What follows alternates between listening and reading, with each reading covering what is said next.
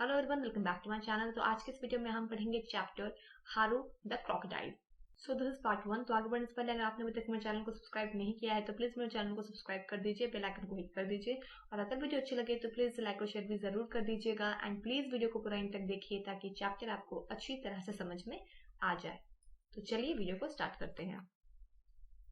तो ये जो स्टोरी है हारू द क्रोकोडाइल, उसकी जो राइटर हैं, जो ऑथर हैं, वो है Swapna Dutta.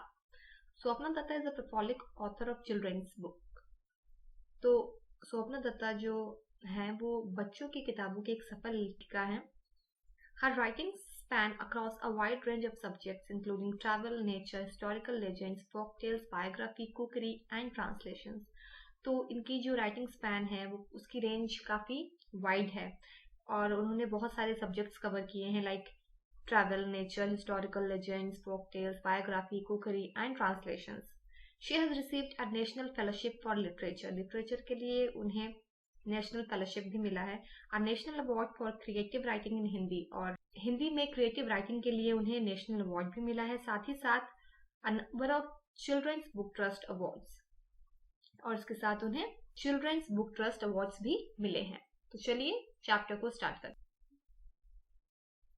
Read this story about the amazing relationship between Vikas Babu and his unusual pet, a crocodile.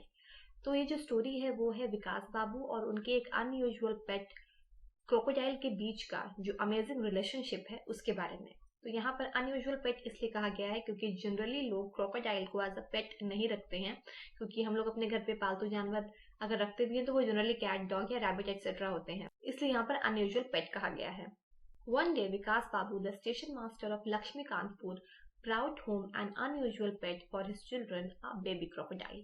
तो एक दिन क्या होता है, विकास बाबू जो कि लक्ष्मी कानपुर स्टेशन के स्टेशन मास्टर हैं, वो अपने बच्चों के लिए एक अनयूजुअल पेट घर लेकर आते हैं, जो कि क्या होता है, एक क्रोकोडाइल का बच्चा होता है, एक बेबी क्रोकोडाइल होता है। They named him हारू, और उसका नाम वो लोग क्या रखते हैं, हारू। Read to find out what happened as Haru grew bigger. तो अब हम स्टोरी में आगे जानेंगे कि जब हारू बड़ा होता है तो क्या होता है। Within a few weeks, Haru became tame and friendly. Tame means पालतू और नॉर्मल। तो कुछ ही हफ्तों में हारू जो है वो विकास बाबू और उनके बच्चों के साथ, उनकी फैमिली के साथ काफी नॉर्मल और फ्रेंडली हो जाता है। He did not bare his teeth quite so often. Bare his teeth means show his teeth in anger. गुस्से में जब क्रोकोडाइल अपनी दांत दिखाता है तो उसे बेयर हिज टीथ कहते हैं। तो हारू जो है वो विकास बाबू और उनकी फैमिली को देखकर गुस्से में ज्यादातर अपने दांत नहीं दिखाता था। He could see that the family was taking care of him, क्योंकि वो ये समझ पा रहा था, वो ये देख पा रहा था कि वो जो फैमिली है विकास बाबू की वो उसका ध्यान रख रही है। Father bought some nylon string, tied it firmly round Haru's waist and flung him into the railway pond. तो विकास बाबू क्या करते हैं, फिर एक नायलॉन का स्ट्रिंग लेकर आते हैं और उसे हारू की कमर से काफी फॉर्मली, बहुत ही अच्छी तरह से बांध देते हैं और हारू को रेलवे पॉइंट में फेंक देते हैं। Mother was dilated, after all a crocodiles place is in the water. और जो विकास बाबू की जो वाइफ होती है वो खुश हो जाती है क्योंकि आफ्टर ऑल क्रोकोडाइल का जो सही जगह है वो पानी में ही है। The news soon spread all over the village that Vikas Babu, the station master, had brought an enormous crocodile for the Sundarbans and kept it in the railway pond so that no one could steal any fish. तो बहुत जल्दी ये खबर जो है वो पूरे गांव में फैल जाती है कि विकास बाबू जो कि स्टेशन मास्टर हैं वो एक बहुत ही बड़ा क्रोकोडाइल लेकर आए हैं सुंदरबंस के लिए। The Sundarbans means a vast forest in the coastal region of the Bay of Bengal across West Bengal in India and Bangladesh. तो सुंदरबन क्या है, एक वास्ट यानी कि बहुत ही बड़ा फॉरेस्ट है कोस्टल रीजन में, बे ऑफ बंगाल के कोस्टल रीजन में एक बहुत ही बड़ा फॉरेस्ट है across West Bengal in India and Bangladesh. तो खबर क्या फैलती है कि विकास बाबू जो है उन्होंने एक बहुत ही बड़ा सा क्रोकोडाइल लाया है सुंदरबन के लिए और उसे रेलवे पॉइंट में रखा है सो दैट कोई भी रेलवे पॉइंट से, रेलवे के तालाब से मछलियां ना चुरा सके। As a result, no one heard the illegal splash of fishing nets at night anymore. Illegal means not allowed by law, जो कि गैर कानूनी होता है उसे इलीगल कहते हैं। तो जैसे ही लोगों को पता चला कि रेलवे पॉइंट में क्रोकोडाइल है, तो उसके बाद क्या होने लगा कि जो रात में लोग चोरी छुपे मछली का जाल फेंक कर मछली चुराते थे, वो सब चीजें बंद हो गई। Anglers who sat on the bank with fishing rods during the early mornings and the quiet afternoons disappeared as if by magic. Anglers means people who catch fish as a hobby. वो लोग जो as a hobby मछली पकड़ते हैं उन्हें anglers कहते हैं। तो जो एंगलर्स होते थे मतलब वैसे लोग जिनकी हॉबी होती थी मछली पकड़ना, जो लोग सुबह सुबह या फिर कभी कभी दोपहर में पॉइंट से मछली पकड़ते थे, तो जब उन लोगों को भी ये बात पता चली तो वो लोग भी एक जादू की तरह डिसअपेयर हो गए। मीन्स अब वो लोग भी वहां पर मछली पकड़ने नहीं जाते थे, उन्होंने भी ये सब चीजें बंद कर दी। Earlier village girls often used the pond to wash dirty clothes and buffaloes laced in the water after plying the fields. पहले क्या होता था जब क्रोकोडाइल पॉन्ड में नहीं था, तब क्या होता था कि जो विलेज की लड़कियां होती थी, गांव की जो लड़कियां होती थी, वो पॉन्ड में गंदे कपड़े धोती थी और जो भैंस हुआ करते थे खेत जोतने के बाद वो भी लेजली एकदम आलस में पॉन्ड में आराम करते रहते थे।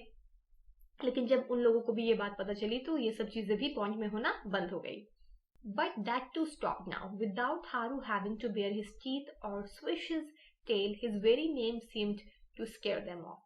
तो ये सभी चीजें बंद हो गई। तो अभी तो हारू ने गुस्से में किसी को देखकर अपना दांत भी नहीं दिखाया है और ना ही गुस्से में अपनी टेल को स्विश किया है, मीन्स अपनी पूंछ हिलाई है। सिर्फ उसके नाम को सुनकर ही, सिर्फ उसके बारे में जानकर ही कि पॉइंट में वो है, लोगों ने सारी चीजें बंद कर दी हैं। इट मीन्स दैट सिर्फ उसका नाम ही काफी था लोगों को डराने के लिए। Very good, father said, Haru can do a great deal if we can train him. तो विकास बाबू अपने बच्चों से कहते हैं कि बहुत अच्छा, हारू एक बहुत ही अच्छी डील साबित हो सकता है अगर हम उसे ट्रेन करें। These people have been stealing fish from the pond all this time. At least we have been able to taste some fish thanks to Haru. और आगे ही विकास बाबू क्या कहते हैं कि ये जो लोग हैं वो लोग काफी टाइम से तालाब से मछलियां चुराते थे, तो एटलीस्ट अब हमें कुछ मौका मिला है मछलियों को टेस्ट करने का, एंड ऑल थैंक्स टू हारू, हारू की वजह से। हारू लव द पॉन्ड, हारू को पॉन्ड काफी पसंद था।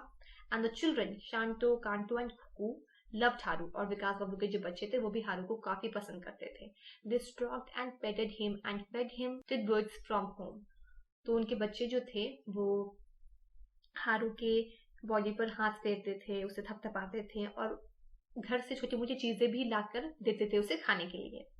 After a few days, Haru came up from the pond whenever anyone called his name. कुछ दिन के बाद हारू इतना समझदार हो गया कि जब भी कोई उसका नाम पुकारता था तो वो पॉन्ड से बाहर आ जाता था। Staying in the pond suited him and he put on weight steadily.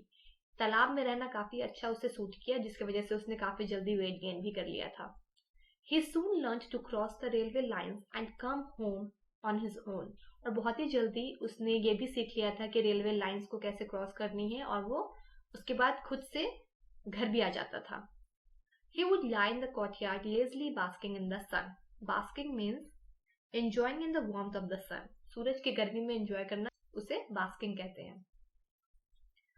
तो वो क्या करता था, कोर्टयार्ड में लेटकर बहुत ही आलस, बहुत ही लेजली सूरज की गर्मी लेता रहता था, धूप सेकता रहता था। हारू ग्रू बोल्डर डे बाय डे, दिन ब दिन वो बोल्ड होता चला जा रहा था। He soon set off with father to the railway station every day. विकास बाबू जब हर रोज रेलवे स्टेशन के लिए जाते थे तो वो भी उनके साथ चल पड़ता था। A useless weighing machine had been lying in a corner of the platform for a long time. Haru would go and lie on it quietly the whole day.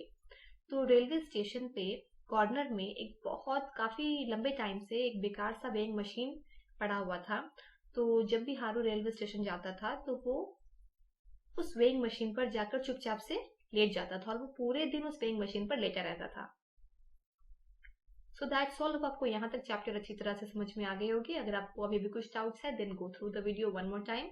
Rest of the chapter I will upload in my next video very soon. और अगर वीडियो अच्छी लगी हो तो please like, share, comment, subscribe and hit the bell icon. We'll meet in our next video very soon. Till then, bye.